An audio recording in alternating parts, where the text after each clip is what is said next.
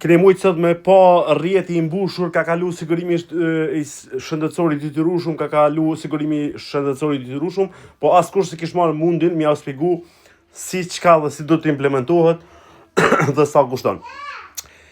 Sigurimi do të jetë kështu, 7%, 3.5% nga punëmarrësi, pra punëtorri dhe nga 3.5% nga punëdhënësi, nga shefi, pra aty. Do të jetë edhe në sektorin publik edhe në privat, e njëjta formë do të nalet nga rroga, nuk ka kurfar mënyre me ik asajna, ku është i vlefshëm në të gjitha spitalet publike, edhe në ato private, por kur vetëm atëherë kur spitali publik nuk e ofron qatë shërbim, për shembull një operacion në sy, ku ta di unë, për me pas ma thjesht në një rrugë 500 euro, 17.50 i bjen me i pagu.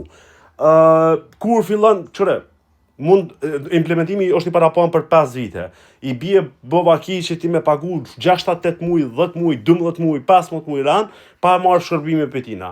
Pastaj, kur të mbushet fondi, i bie që ti mos me pagu shërbimet, mos me pagu ilaqet bazike e kështu me radhë, ama është njëjti sistem sikur në BE, kryesisht modeli Gjermanisë.